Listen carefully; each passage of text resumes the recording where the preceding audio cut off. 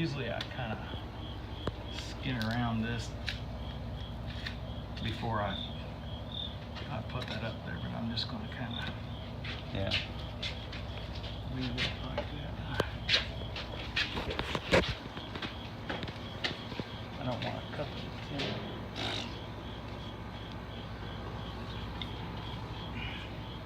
This is no different than skinning any deer. Yeah, I say that. This is all I do it anyway. Yeah. It's when you get. Do you have coolers? Yeah, I brought 2 of them. Okay. I got bag ice already. And you're going to take the carcass with you, right? Yep. All right. Man, the flies are just. We'll get him started. Yeah, you know what? I do have a fan. It's sitting in the floor in there. We can set it up over there and blow it right here. Blow them suckers out of here. Just to kind of tell everybody what we're doing here, we're at Ken Horton Taxidermy. He's just kind of giving us a brief rush through on how to skin out a deer if you wanted to get it mounted. But you need to check with your taxidermist, your local taxidermist, because some taxidermists prefer you to bring their deer hide on. So make sure you check with your local taxidermist.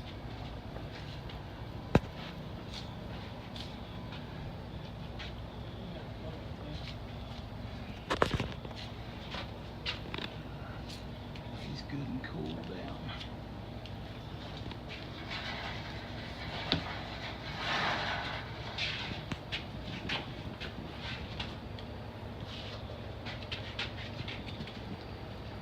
I won't start narrating until we get.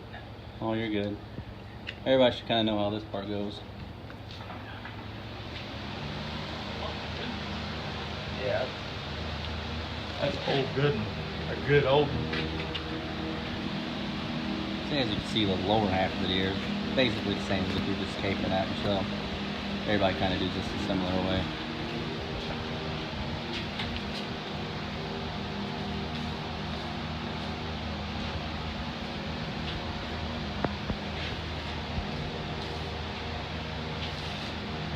If you haven't noticed yet, our taxidermist is also MacGyver of the rednecks.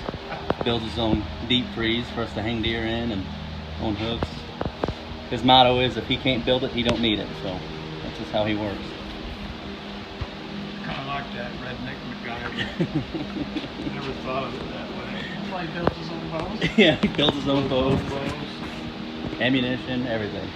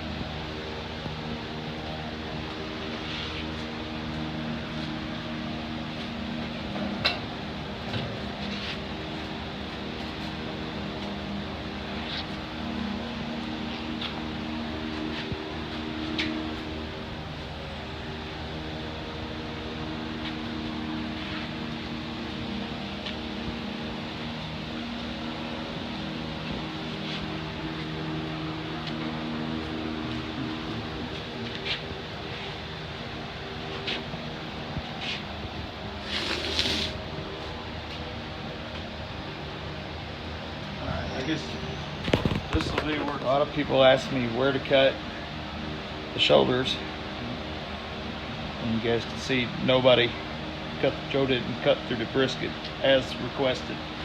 So we want to keep all this intact without cutting a hole in it, and you absolutely can do this without cutting a hole in it. It just takes a little extra time.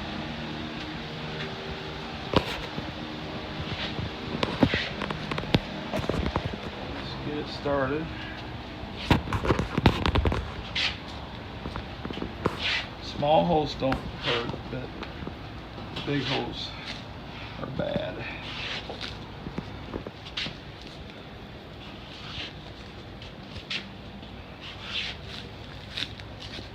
Well, that recurve did a number on him. Hand sharpened blades. No bragging or nothing, just saying. Hey. Awesome. So I'm hitting the shoulder right now.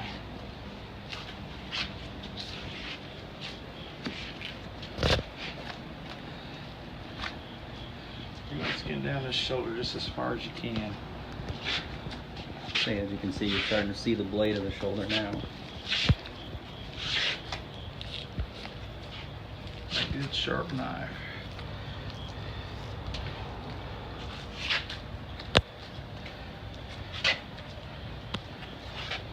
Alright. So I'm just going to slow down here, going through the brisket.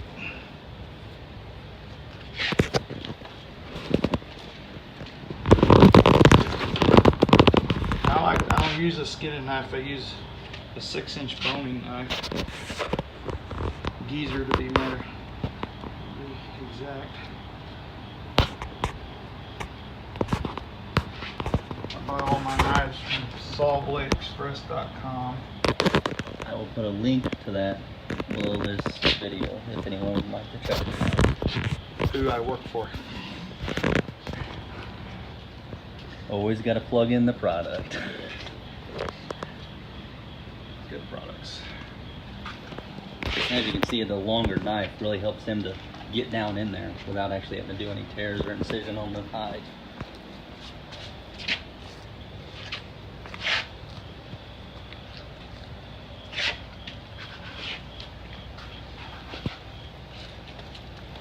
I'm just kind of working it down in there and making sure I don't cut the hide, getting as deep as I can.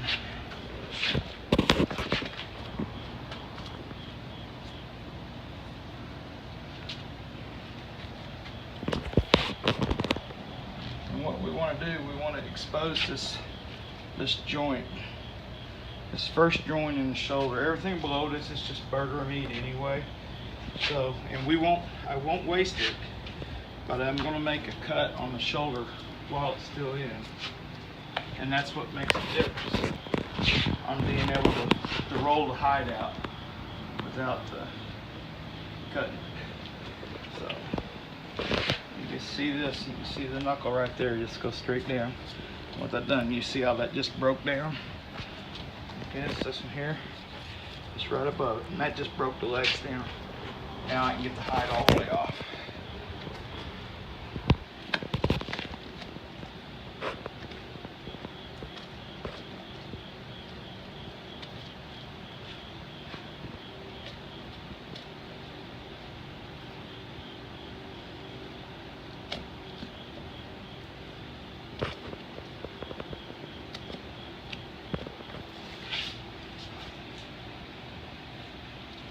Just remember when you're doing this yourself to take your time.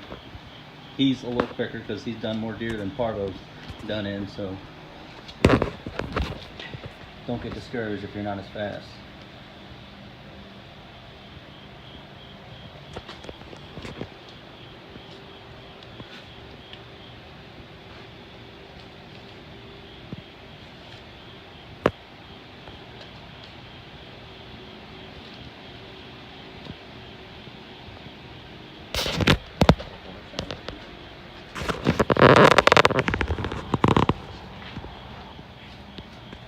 Just keep working the leg down.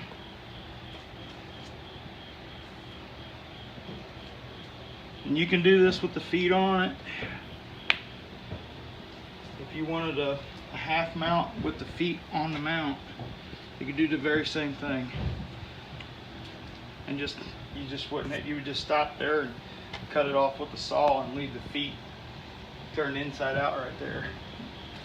That's how we do a half mount. Peel that off like a sock.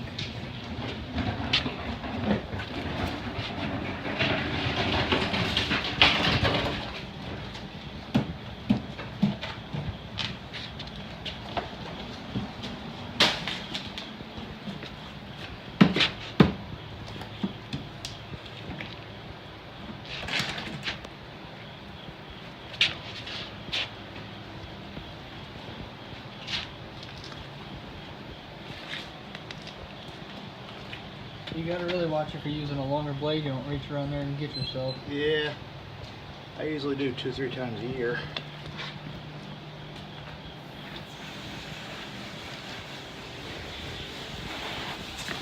That's it. Then you're just back to doing it like you would any other deer.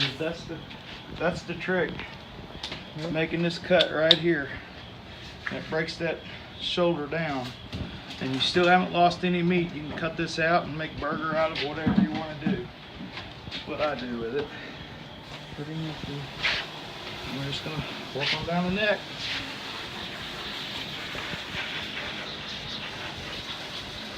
Be careful not to cut holes. You skin them out like this, your taxidermist will love you.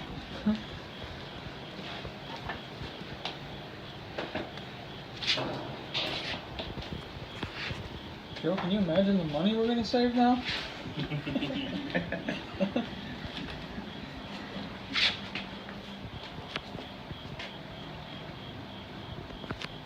I feel like we got some kind of insurance policy with all the discounts. Now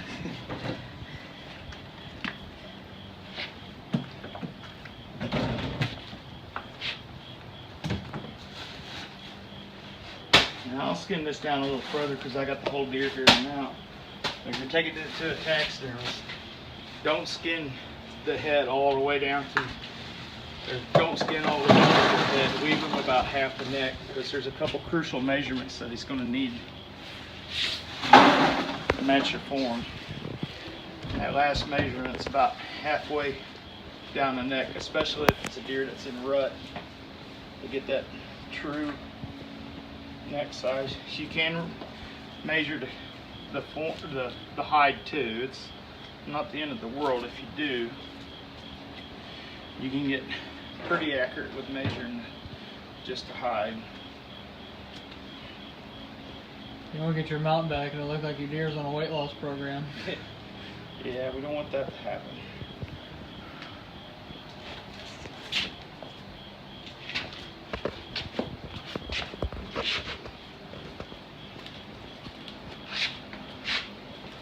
I guess if I had one thing to say to people out there hunting, especially in the early season like this deer, we have a walk-in cooler here that we have the ability to hang one.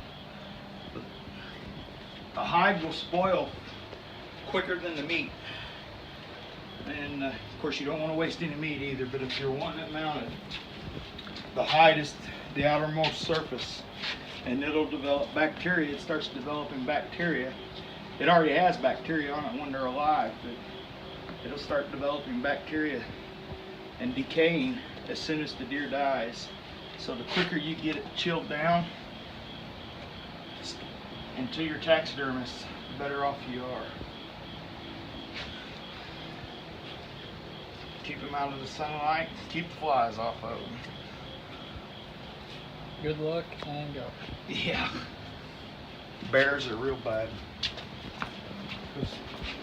Usually when people bear hunt, it's warmer weather, and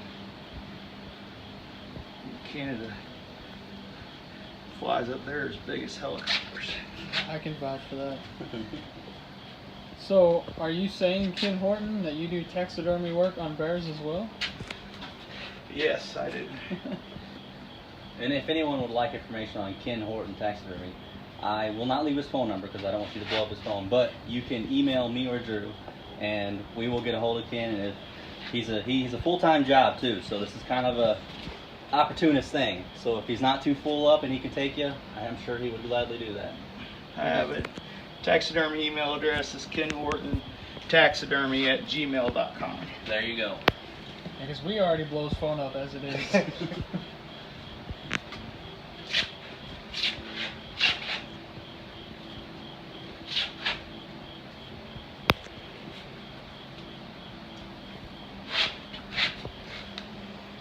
If you're looking for some knives, just look me up on saltbladeexpress.com. Plugging the product. I don't think you'll find my name on there, but you'll find the knives I'm using. Alright. I'm just going to stop there and I'm going to cut the neck.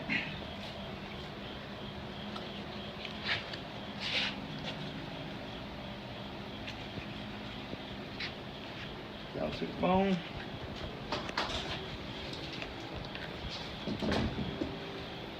Grab one of my hand saws. Also sold on saltbladeexpress.com. Also, it's very sharp. We can vouch for that. You just look at that front leg and strokes. I don't know if you guys saw that or not, but come on. That's it. I'll turn him inside out. You guys can see.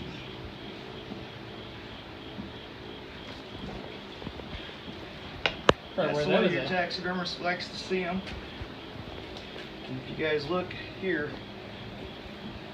Taking the socks off. just unrolling him, there's no holes. They're here. And a lot of people will want to cut here and here. And that's a bad place to cut. That's really, really hard to sew up and not show. But with this, no cuts. You don't have to worry about sewing anything up. I'll probably have to wear that as a costume. Yep. That's it. There you go. Thank you, Ken, for everything you do. And Welcome. I'm gonna stop this video. I'm gonna try up another video, just kind of give you a look-see of his walkthrough cooler, just so maybe you guys can check it out.